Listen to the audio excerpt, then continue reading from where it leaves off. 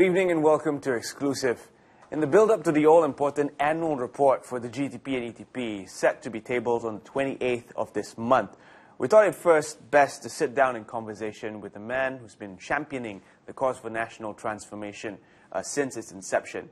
We have our very first guest on Exclusive in the studio with us. He is none other than Dato Idris Jala himself. Thank you, Dato for joining us in conversation. Thank you for having me. Most welcome.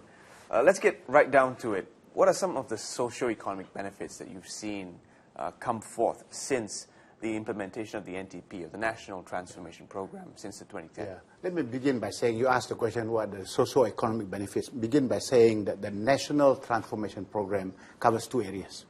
The first one was the Economic Transformation Program, and the second one is the Government Transformation Program, which deal with the social side of your question. Mm-hmm. Let me deal with the first point, the Economic Transformation Program. The idea here was we wanted to make sure that we achieve our 2020 vision. By the year 2020, we'll become high-income economy, that we will be inclusive in that, and we will be sustainable. And by the year 2020, there are quite a lot of things that we've done. Let me give some very simple layman example of what came out. The first thing we did in the recent past was ask the question, how can we lift out people who were living below poverty line, out of poverty line?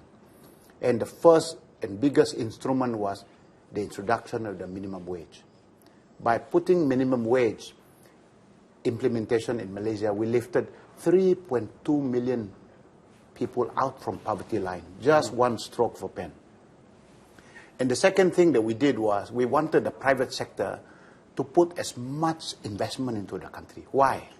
Because with the investment, we will then be able to grow the economy. When we grow the economy, the government gets more revenue. For the last four years plus, the government's revenue has achieved record every single year. Because we were able to achieve a record government revenue every single year, we were able to reduce our fiscal deficit. We started off in 2009 with a fiscal deficit of 6.6% negative. The Prime Minister, Dato Seri Najib, of course, he is also the Finance Minister. He was determined that we will bring down the fiscal deficit. With that money, we were able to do many, many more new things for the public. And that includes urban public transport. You know, when we first started Terence, everyone in Klang Valley was so unhappy about the state of our urban public transport. 1.4 million people in Greater KL complained about our KTM trains were not on time, the buses were poor, and etc. We spent a lot of money over the last 4 years improving that. Today, I can tell you the KTM trains are on time by 97% on-time performance. So today, public transport has greatly improved, but we're not finished yet. We still need to continue that work, hence building the MRT. So there's a lot we need to do. You know, rural people, I come from a rural background, they have been complaining that there's not enough infrastructure for the rural people. I can tell you, we have, over the last 4 years plus, we built 4,500 kilometers of rural roads. You know, if you stretch that distance from Johor Bahru to Bangladesh, that's a huge distance. That's the most kilometers of roads, rural roads we built over the last few years. And we gave water to 1.6 million people, electricity to about 800,000 people, and about 60,000 low-cost homes were built. If you add all this together, we reckon we touched the lives of 5.1 million Malaysians. So you can see, I will not go through all the detail now. I'm sure we will touch them a little later, but I just gave you an example of what we're doing on the economy and what we're doing on the social side. And as a result of that, I think we are well on the way to achieving 2020. There's also the issue of a safe city Yeah. and crime reduction. That was one of the main thrusts of the NKRAs Sure. To begin with. How far along have we come with reducing crime? We made a lot of progress in the area. When we first started, we had real concern amongst the people about needing to arrest this. Over the last 5 years, we were able to reduce crime, overall index crime, by 40%. And that meant that was an improvement year on year, about 6% per annum. So we're very happy with that work. Really, when you think about it, what did we actually do? The first thing that we did then was we identified all the areas where it was a crime hotspot area. And so when we knew that particular area was a hot spot for crime, we then deployed most of our police into those areas. The program is called Omnipresence Program. That means making the police a lot more omnipresent and available in those hotspot areas. By the way, this was exactly the technique used in New York Police Department.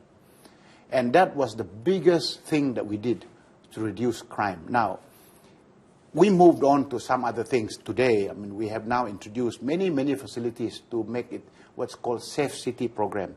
Put a lot more lights in the dark areas because that's where the problems were. And a lot more involvement of the civilians in those areas. And so when we got civilians involved, we put more CCTV and put more lighting in there. That will reduce over time. So I'm convinced that today that the program that we put forward, and if we continue along that path, we will keep on reducing crime. There is this issue of income inequality, which some say they feel with great effect in the more recent years. How is the NTP addressing the bottom 40%? Right. How are we able to ensure that these people are not left behind in our race to become a developed nation? There are quite a number of things that we have introduced. Let me mention. The first one was under the Economic Transformation Program. We plan to create 3.3 million jobs between the year 2010 up to the year 2020. The good news, Terence, is that already 1.8 million jobs were created. These are more high-paying jobs. And we hope that many of the folks in the bottom 40%, including the middle income, will then partake of these jobs. And I think altogether now, over the last 5 years, 1.8 million people have benefited from this. The second thing that we did was we made sure that we introduced the One Azam program. The One Azam program is, we started off by saying all the hardcore poor families in this country, at that time we had 54,000 families that didn't have enough food to eat. We reached out to every single one of them, whether they're Malays, they're Chinese or Indians or Dayaks or Kadazan Dusun. We gave them cash every month. And that, of course, is not enough. The cash was to tell them, we will continue to give you cash for one whole year, but your family must take and participate in the One Azam program. We have 4 programs. Azam Kerja means giving them jobs, so we have to help them find jobs. Azam Tani means help them on agriculture. Azam Niaga means to do with business. And then also helping them on Hidmat, Azam Hidmat, so the services sector. We have now nearly 500,000 participants in this program. Altogether, over the last 4 years, 180,000 people have graduated out from poverty. They moved out from that ladder. The other thing that we did, I told you before, for the bottom 40% was introduce minimum wage. I already mentioned 3.2 million people lifted out. Then we also tried to give BRIM, the Bantuan Rakyat Satu Malaysia, for those people who are the bottom 40%. That's altogether 6 million recipients of BRIM. So all these are, if you like, intermediate solutions, but the final solutions for poverty, whether it's Malaysia or other countries, is education. Education is the final ticket out from poverty. That is why we've introduced the National Education Blueprint. We are working very, very hard to improve that, because eventually, over time, if we lift the quality and standard of education, our people become a lot more competent, they get better jobs and more high-paying jobs. That is the main solution. But now, having done all that for the last 4 or 5 years, the Department of Statistics have done a full household survey. The household survey showed that since 2009 up to the year 2014, the household income for the bottom 40% grew by 9.9%. That is actually a very, very good growth, although the annual CAGR growth for inflation in Malaysia over the same period was only 2.3%. So that means the disposable income for the bottom 40% has grown very rapidly. Now, you may ask the question, how does this compare with the average household income for Malaysians? The overall household income for Malaysians across the board over the same period of time grew by 8%. So that means the bottom 40% grew by 9.9%. The average Malaysian grew by only 8%. That means the inequality is being narrowed. as we can see, because of all the programs that we're putting forward. So we are very pleased with it so far. But by that said, Terence, it would be wrong for me to say that we've solved inequality. And I cannot find any country in the world where there is no inequality. The technical term to define income inequality is called Gini coefficient. So if you look at Gini coefficient, all countries, that means zero means they have zero inequality. There is no country that has zero inequality. One means that means they are totally unequal. So most countries are somewhere between 3 to 5, and Malaysia is around 4. That's actually coming back to those jobs that you were mentioning, the 1.8 million. In what sectors were they created? Most of those, 67% of those jobs are in the 12 national key results areas, and economic areas rather.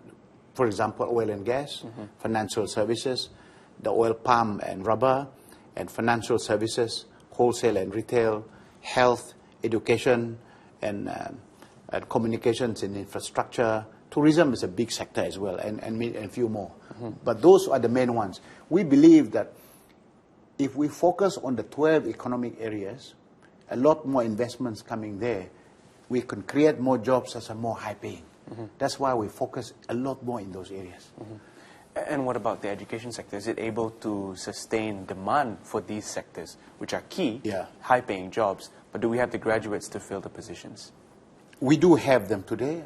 Our approach is that we want to have even better and more high quality and high caliber Malaysians to fill those jobs, because the demand from the private sector is that they want better quality, and that's why our new, if you like, education blueprint is helping us to do that. Now, the first thing we did to try and deal with this question was, we looked at countries such as Finland.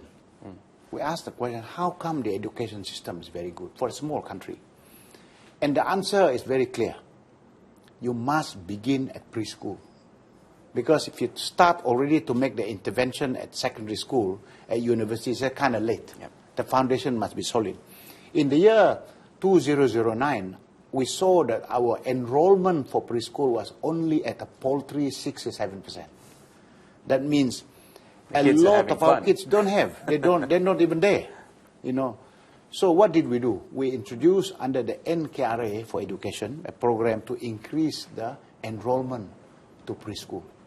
As of last year, we brought the enrollment up to 87%, from 67 to 87%. That's phenomenal. In fact, we counted the number of kids that did not go to preschool and now are on preschool over the last 5 years. 183,000 kids have now benefited now. So that's at the preschool. Then we introduced a program to improve this. We call it literacy and numeracy, or in short, LINUS, to make sure that in primary 1 to primary 3, that the kids can master the basic numeracy skills and the ability to read as well. And so the literacy component. And the good news today is that at the cohort 3, that means the third year that they're in this assessment, the literacy and numeracy has now achieved 97%. That's very, very good for literacy in English. Of course, marginally lower in English, 87%. But the literacy in Bahasa and numeracy for mathematics, that has arithmetic, that has greatly improved to more than 90%. So we're very pleased with it. Now, the other thing we did, Terence, is it's a long story on education. We rank every school in this country. We have 10,000 schools in our country. We rank them one by one, from scholastic record to the extracurricular activities. So we now know which school is number 1. We know which school is number 10,000. We originally wanted to publish the rank order of all the schools, you know, so that the public will know it. Some of the parents, particularly some of the teachers rather, who are the principal of the school, number 10,000, they said, look, Idris, they said to our Prime Minister and the Minister too, if you publish the school and my school is number 10,000, no kids will go there. And so what they agreed with us, we said, why don't you publish it by bands? Band 1 means the best performing school. Band 2, it's the second best performing schools. And band 6 and 7, the worst performing schools. Now, because we rank all the schools, this put tremendous pressure on the headmasters and the teachers to do a good job. and the principals, and to put that, and the parents also get involved in this curriculum, the program. And as a result of that, over the last 5 years, the biggest improvement that you can attest to the work is this. We have a 70% improvement in the Band 1 and the Band 2. That means more schools have now entered the Band 1 and Band 2. Mm-hmm. We have a 75% reduction in Band 6 and 7, the bottom. So we're very, very pleased with that work so far. Now, that to me is the foundation of how you get quality talent. We are doing our best with regards to bringing in Malaysians from abroad. We develop, we put in place talent cooperation. Johan Marikan is the CEO. They are trying very hard to reach out to Malaysians who are very good abroad, trying to bring them back to Malaysia, so that the more they come back here, the more they contribute. You must always remember that we believe in a society where we want the very best. We want Malaysians to fill those jobs, and we want to bring in Malaysians who are the diaspora back to do those jobs. And if there are not enough Malaysians, we bring expatriates. We have a large expatriate community that will add to our economy to make it a lot more competitive. So I have no doubt in my mind we are on a roll here, that the feedstock of staff for the economy is growing through our education system, and also remuneration is being looked at within the companies to remunerate them so that they're incentivized to do those jobs. Just before we take a quick breather, Dato Sri, perhaps you want to recap 2014 for us. What significant milestones has the NTP as a whole achieved in 2014? We are nearly, if you like, halfway mark. So I think the progress that we've made is very, very encouraging, leading towards the year 2020. So 2014 actually closed the 5-year program, and I'm absolutely convinced today that if we continue that pace, the big summary is that we will achieve what we set out to do by the year 2020. What kind of economic milestones have we achieved in 2014? The first one is we've already achieved our gross national income per capita of last year, the previous year rather, not 2014 yet. The GNI per capita, according to the World Bank standard, is $10,000 and 60. And World Bank has not put in the 2014 numbers, that's why I can't quote that. We have our own GNI per capita, but the World Bank put their number there. But the good news today is that we are already on the road. We have increased our GNI per capita by 50% in 4 years. So we are now convinced that with that momentum, we will get to the Vision 2020 much earlier. And the other thing was, we promised to create 3.3 million jobs in 10 years. In 5 years, we created 1.8 million jobs. That's very, very good. We beat the target. We also promised that we will grow our private investment. And the good news is, before the economic transformation program, our growth was 3.1% per annum, annual growth. Over the last 5 years, we grew it by 14.9% growth. These are realized investments. Why is investment important, Terence, you may ask me? Because without investment, there's no jobs. Without new investment, the economy cannot grow. If the economy cannot grow, government cannot have enough revenue. If government does not have enough revenue, we don't have enough money for schools, we don't have enough money for roads, we don't have enough money for hospital, and etc., etc. So that is why it's very, very important that we do all these things. Based on the figures that you've just quoted, I count we've touched the lives of about 10 million Malaysians with all the programs, 6.6 million Malaysians in the 40%, 1.4 million public transport users, 1.8 million jobs. Very good. Do you believe that we've convinced more people, bringing them on board with the National Transformation Agenda? Yeah, I think the issue here is this. Always people ask me this question when I meet the people who know me. They ask me, Idris, how come I don't feel the National Transformation Program? The answer to that question is two things. First, when we started to transform, we asked the public, what are the priorities? Because we cannot be doing everything. So we asked the public, which are the key priorities? And they told us the priority areas, which we call National Key Results Areas under the GTP. And the priorities under the ETP were the National Key Economic Areas. So those are the priorities. I can tell you, the numbers that you quoted, these are the people that were touched by us because they were the ones that are within those priority areas. Right. And so we are not making any pretense that we're going to touch the lives of everybody, but certainly over time, we will be able to do it. But we are focusing on those areas because the Rakyat said that was the key. And I'm very pleased. I believe any serious government that is worth their salt, they really have to prioritize. And you cannot prioritize based on what the government thinks is important. You must prioritize what the public thinks is important. And that is what we're doing. And on that note, we're going to take a quick breather. When we come back, we'll speak about that final stretch towards 2020 and how far we are from achieving that vision. Don't go anywhere. Exclusive. We'll be right back.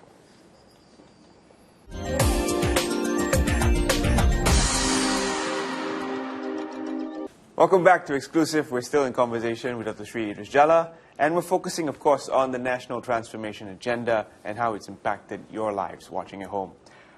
Dr. Seri, when it comes to the ETP, there's always been the economic sentiment of the day that's affected in one way or the other. And the economic sentiment of the day is the falling oil prices have added weight to worry. The oil and gas sector has always been looked to for growth. How has that affected the ETP or any of your projections going forward? Yeah. Well, we had expected this before. I mean, the first thing we did in Malaysia was follow a strategy to make sure we're not over-reliant on oil and gas. Right. Government revenue in the year 2009, coming off from oil and gas, constituted 40%. In the last 4 years, we were able to reduce that down to just 29.7%. So that is actually good. So we're not overly relying on. That's key. How did we do that? We have to diversify the economy. That's why the national key economic areas covered many, many other areas. 11 areas outside the oil and gas. So that's good. In fact, to be clear, oil and gas only form 16% of our GDP today. So it's not the biggest thing. That said, we also recognize that government revenue coming off it, of course, dropped. That's why the first thing that we did, I think we're the first government in the world that has come out publicly to revise its budget. And so the Prime Minister made out a big revision for the budget. This year, we determined to cut 5.5 billion ringgit from government expenditure as a response to that. But the good news today is this. I look at the investments. The investments are there. As I said, private investment grew by 14.9% over the last 5 years. And the good news is the planned investment by the private sector, not yet there, but the planned investment is on a record high. So this is a huge boon for us. So when those investments come in, it will clearly show that our economy is vibrant. And so I am not worried about our resilience as Malaysia. I worked in Shell, Terence, for 23 years. I must remind you, in Shell, when I was there, 23 years. What was the average price of oil during that period? No more than $20 a barrel. Wow. I left Shell, to be clear, in December 2005. And the prediction for Shell at the time, crude oil, was $19 a barrel. I was in Shell during that time. I went through a period when oil price was even $10 a barrel.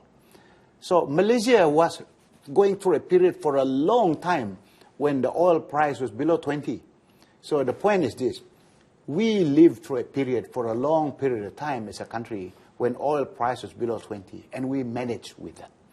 There is no reason for us to press any panic button in our economy because now oil price is below $50 a barrel. That's still very much better than what it was before. The one thing that is clear is what an economic slowdown. When there's an economic slowdown, of course, Malaysia is not immune to it. We are a big trading nation. And because we're a big trading nation, of course, it has impact our balance of payments and the balance of trade, etc. But the key here is this. Even on an economic slowdown, countries who produce products and services that are world beaters, they will still be winners. So the key for Malaysian companies today is that we better learn to innovate more, produce better products and services at the international stage. If our products are winning it out there, then we shouldn't worry about an economic slowdown, because in an economic slowdown, people still buy. The consumption will continue to be there. But it's those guys who are good, countries that are competitive, that produce winning products and services that will win the day. So I am convinced today we have put in all the necessary building blocks for Malaysia to become a lot more resilient. When we look at the domestic fiscal policy of the day, has that also added any weight to worry for the general public that we may not realize everything we set out to realize? I think we are well on the way to putting a solid and sustainable economy. We are one of the very, very, very few countries in the world that has passed a law in Parliament that stops us from borrowing more than 55% of GDP now. I can list down a long list of countries whose debt has almost reached 90% of GDP. Ours is only less than 55, 53% to be clear. So that prevents us from over-borrowing so that we will never ever be bankrupt. The second thing that we did was we have been steadily reducing our fiscal deficit from 6.6% to 5.6% in 2010. Then you brought it down to 2011 to 4.8%, and then last year we closed at 3.5%. This year, our plan was originally to reduce to 3%, but because of the changing nature of the global economy and the economic slowdown and the oil price coming down, we think we will now bring it down to 3.2%. That's our current estimate. But generally speaking, and I think the fiscal position of the country is very, very steady. In fact, quite a number of external world were looking at Malaysia. They really like what we're doing here. In fact, the World Bank has written a case study on the Malaysian success story. Very, very lengthy case study. It's 91 pages about all the lessons learned.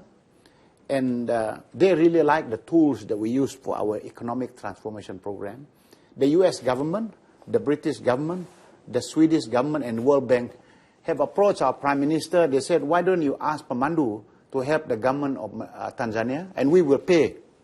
So I have 24 people in Dar es Salaam today for the last 4 years, because all 100% paid by the British government, the World Bank, US government, Swedish government. So we're now helping the Tanzanian government to try and use the technology, the technique over here to apply in Tanzania. And we also started to help the South African government. So we ran a few labs in South Africa. We started some small work in India as well. And so, because other countries are looking at this, and so, in fact, I will be going to Mozambique pretty soon because they want to know how, what methods do we use here.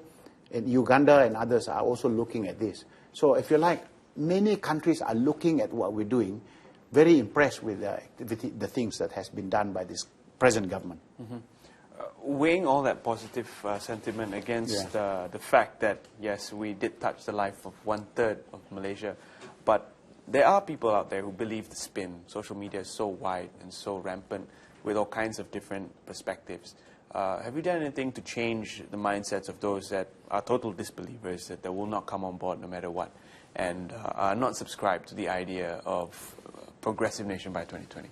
I think that, to be fair, if you look at our populace today, there is a large number of people at the last popular election count before, about 50% and about, did not cast their votes to the government. We all know that. And the reality is, some of those people are, perhaps they're never going to change their mind. But there are many people inside there that are prepared to say, well, if the government does a good job, then I think I'll change the way in which I vote. And so I think from a voting perspective, you'll hear that there was a big study that was done, a study done by the Institute Integrity Malaysia, and Frost and Sullivan did a very big study. And the study asked only one question: do you believe that the National Transformation Program has positively impacted Malaysians? Yes or no? That's a very simple question. And on both of those big surveys, majority of Malaysians, in fact, 87% of the Malaysians say that economic transformation program, the GTP program, were very positive based on those studies. And the samples were very big. And so by any measure, if you look at those surveys that were done, there's no doubt that people were positive about the economic transformation program. To the question, Could you have done better? I'm always believing that there's always room for improvement. Because we haven't finished yet, Tarun. We have still the year 2020 to proceed. But the data from the folks coming out there in the full survey clearly showed that 87% of them have said it's positive. But can we do a lot better? Of course we can do a lot better. And there's always room for improvement. Year after our Prime Minister presents the annual report on the GTP and the ETP. How important are these reports, and how have we reached out to the people besides these national agendas? You know, Terence, a lot of people complained that the government before were opaque. We're not transparent. I can tell you today, Malaysia is one of the most transparent countries by way of the ETP and the GTP. I mean clearly by that. Why I say that today is that if you care to look at the annual report, you see in the annual report, this document here, you will see the names of the ministers that are in charge of the activities, and their photograph is there, and their punya score pun ada juga. The score is there, whether you're 87% or 73%, whether you're 90%, the score is there. Inside that, we also clearly listed out their achievements and the areas they did not achieve. If they didn't achieve, it's marked merah, I know it's red. If they achieve, it's green. If they partially achieve, it's yellow. And we have score for it now. You may ask the question, how do you score this? That is scored on the basis of our original blueprint. In the ETP and in the GTP, we made promises to the public. But, you know, I talk to people, I ask a lot of Malaysians. I ask them, do you want to know what the government's promises are? The answer is yes. But I ask, how many of you have read the government's promises in the GTP and the ETP? Less than 5% have read the document. That was going to be my That's next a problem, question. you see. And the second thing is, they said to me, Idris, very thick lah. This document, mana boleh? The ETP is 601 pages. We don't have time to read. But you realize we have an executive summary, 35 pages. 35 pages. Then I told them that we have the executive summary. You don't have to read the whole thing. This one also read. I asked people, how many of you have read the executive summary? Less than 10%. Then they said, too thick. But we then have a 6-minute video. No need to read also. So we have this on video. Many different. That also the Malaysians, they don't want to watch. So to me, the reality today is if you want a government that is accountable and doing things based on the rakyat, and we have said this is what we have put forward to implement, and we have said every year we will report on what we have achieved and what we have not achieved. To be clear, I know the next question you'll ask would be, are you sure the data, the results are betul ke ni? Clearly, I can tell you, we have engaged PricewaterhouseCoopers to do an annual validation. They check the numbers to validate it. So their report is in that report as well. Not only that, we have an international panel review, people from all over the world to come and review our work, the results of our work. And they will say what's good and what's not good in our work and areas for improvement. And their comments is also included in the report. So, to me, our work here is really at the pedestal of transparency. How transparent can you get? When you publish in detail your promises, you publish in detail your score, you publish in detail what you've achieved, you publish in detail what you haven't achieved. In fact, on a lighter note, Terence, I will tell you a little conversation I had with a senior minister in Singapore. I was telling him about this, and I showed him the document. He was stunned. He said, Idris, wow, you guys are so transparent in Malaysia. Totally transparent. You are so transparent that I worry. He said, why do you worry? He said, you know, there's a fine balance between transparency, nudity, and pornography. Because you move it so transparent, you now buka semua lah. Everybody can see. So are you not worried that people will be critical of government when you tell them the good, the bad, and the ugly? I said, no. Our Prime Minister was very clear. He said, Idris, people will respect us more if we tell them the good things we do and what the good things we haven't done. And so in this document, I encourage the whole Malaysian public to read what we set out to do. I guarantee you, if you read the whole document, then you will understand what we are doing under the ETP, what we are also not doing, because we're not pretending to do everything under the sun.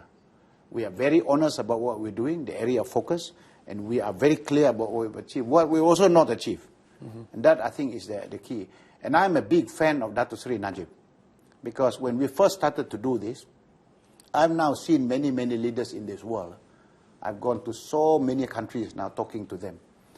Many, many, many leaders in many countries that I've seen, they will not have the courage to publish in detail the promises like Dato Seri Najib has done under the ETP and the GTP, because this is very, very detailed. Dato Seri Najib will be tabling the annual report, and we are looking forward to that on the 28th. We're going to take another quick break, Dato Seri, and when we come back, our final stretch of the interview will take you into 2020 and what you can expect to see when you look out your window. Don't go anywhere.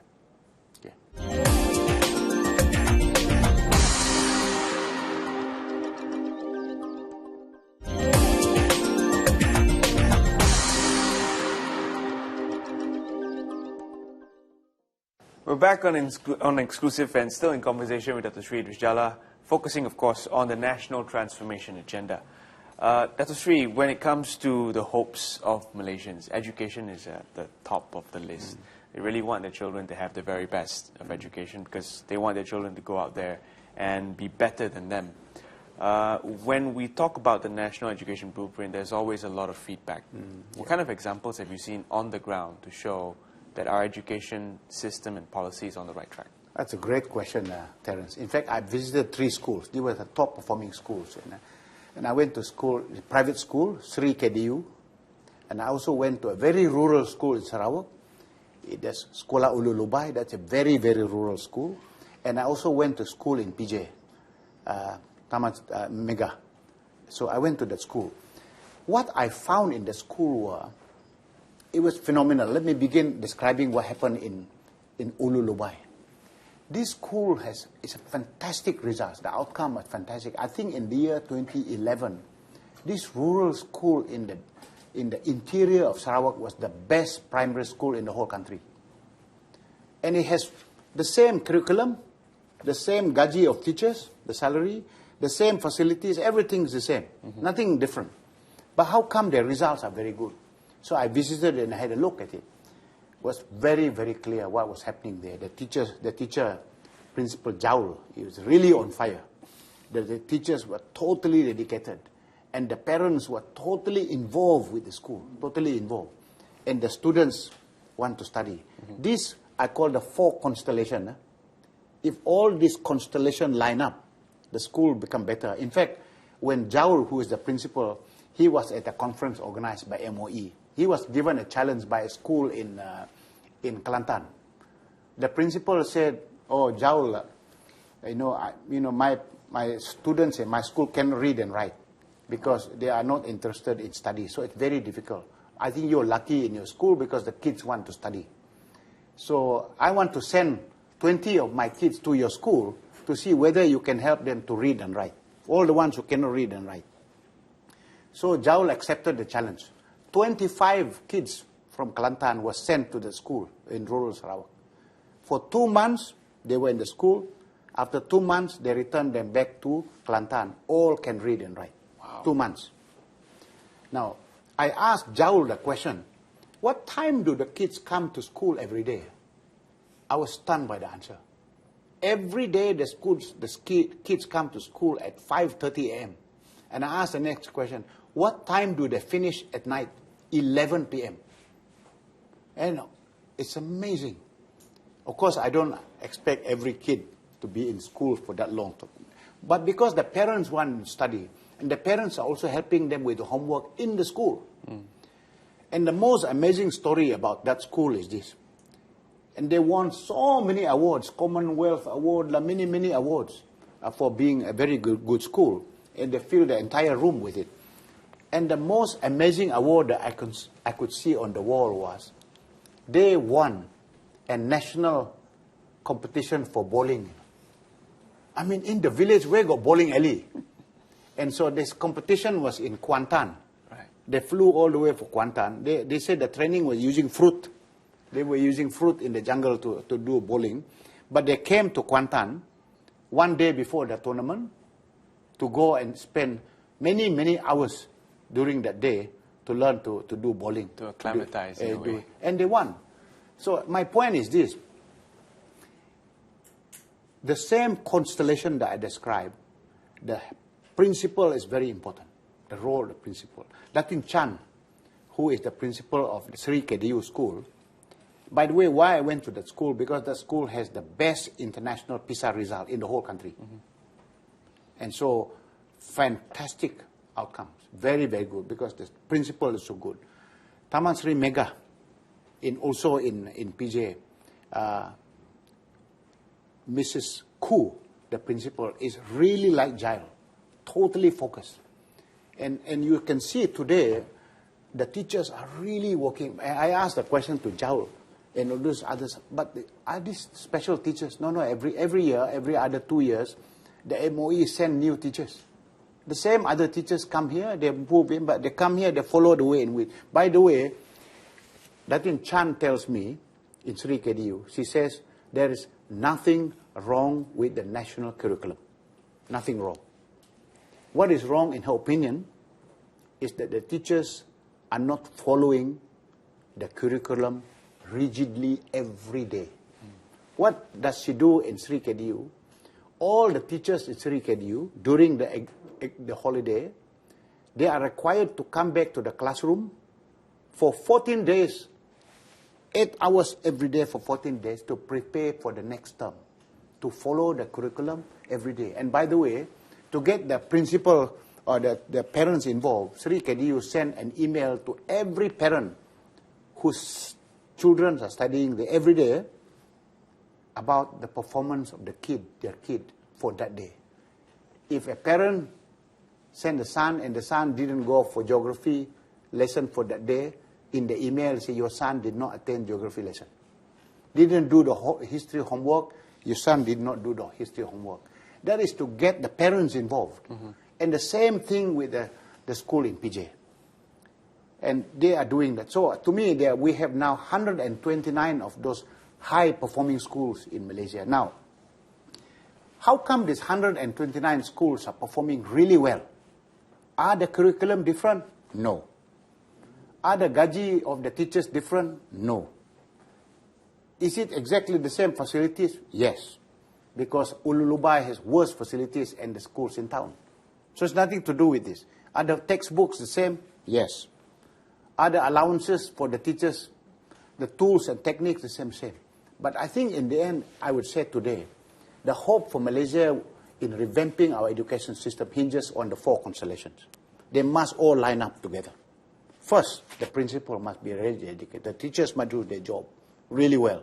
And the parents must also be motivating the kids. And the kids must really want to study. If you all line them up, that's how we will grow.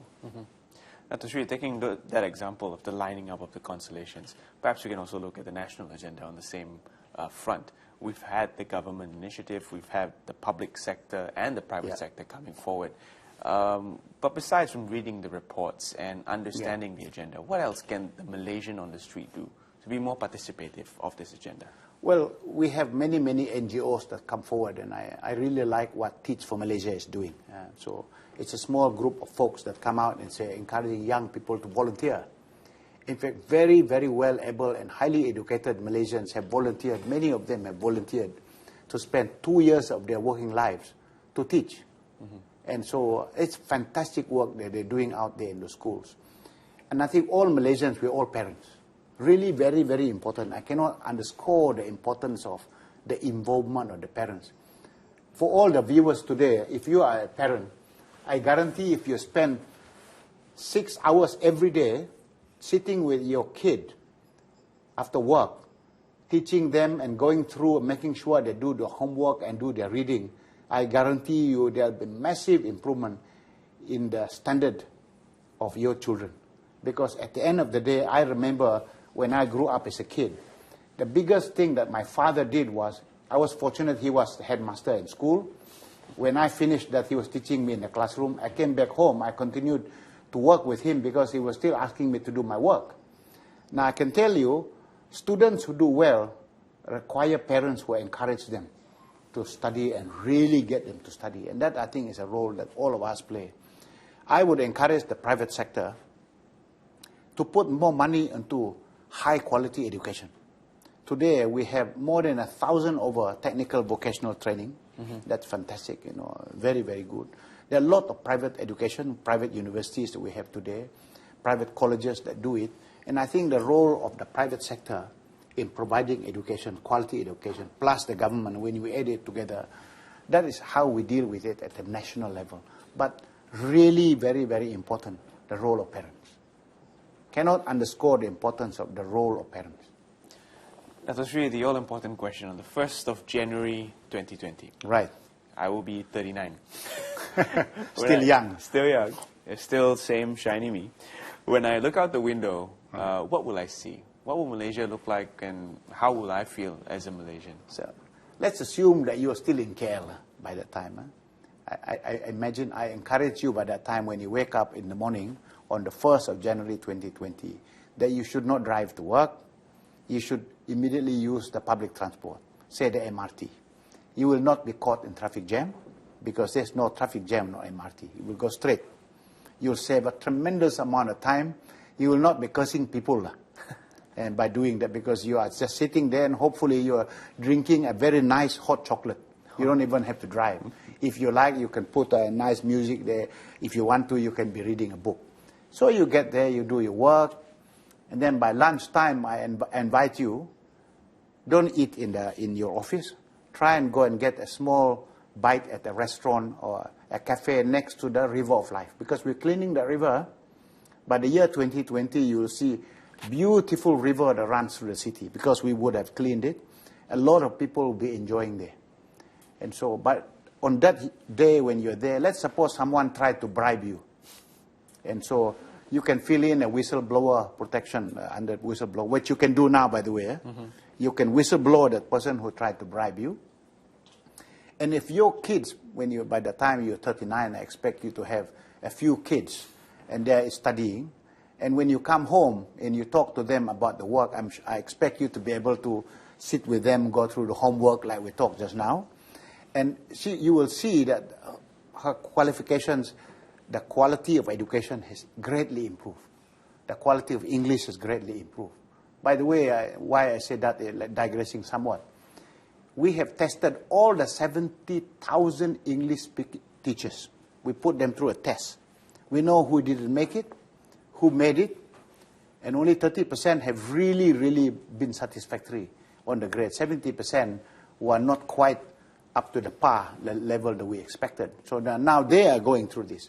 And as we begin the improvement in our national education blueprint, we will have big improvement. I expect to see that you'll be very happy with your kids on the day when you come home and you say, that is great. And of course, more importantly, what happened to you yourself, that depends on what you do with your life. You know, if you work very hard in RTM, if you have 10 promotions, your gaji will be more by that time. And for listeners out there, if you want to be a millionaire by the year 2020, if you want to be a billionaire by the year 2020, it's all in your hands. The opportunities exist in Malaysia. No one is stopping you from doing that. Grab the opportunity, start a business, or resurrect your business, work hard and work smarter to do it. Then I think you'll get there. But the crux of the matter of today is for Malaysians who are students today, as you are approaching the year 2020, what is your job? Be the best student that you can be. That's what you do in life. If you are the best student that you can be, then so many opportunities are abound for you. By the year 2020, you can be an entrepreneur, you can be a professional, you can do many things. So I think we live in a country where we try very hard to make stability, national stability and security, the foundation of bringing the society forward. And so I think at that time, by the year 2020, I'd like us as a country to be a lot more one Malaysia, more embracing of one another. You know, I think if Malaysians, I ask the viewers today, the lowest level of one Malaysia in mindset is if you only tolerate one another. That means I tolerate you. I don't particularly like you, but I tolerate you. You are a different race, you have a different religion. It's the level of tolerance that is the level 1. But if you're already at level 1, our invitation is that you need to move to level 2, acceptance. Accept the diversity. Accept the fact that this person is of different race, of different religion, and we accept our differences, and we respect our differences. And if you are at level 2, we encourage you now to move to level 3, the most advanced. That means to celebrate our diversity. That means to look at certain things in other religion, in another race, and say that is good in their religion. That is good in their race. What can I do to be something like that? To embrace the differences. So today, I think when One Malaysia was introduced, a lot of people look at One Malaysia as a slogan. One Malaysia is an attitude. It's a way of life. It's a behavioral change that we're seeking. So if people move from level 1, which is tolerance, to level 2 and level 3, that's how by the year 2020, we will not only have a prosperous country, but a much more united country, much more cohesive country, and a country where we can enjoy and we call our own, and we're very proud for being Malaysians. Thank you, Dato Sri, for those words. Definitely the best sort of sentences to part with. Thank you for being here and being in conversation with us on Exclusive. It's been my pleasure to host you. Pleasure. And on that note, viewers, I hope that you've taken something away from this interview, and let's look forward to the tabling of the annual report of the GTP and the ETP on the 28th of April. Terence Das, wishing you well. Good night.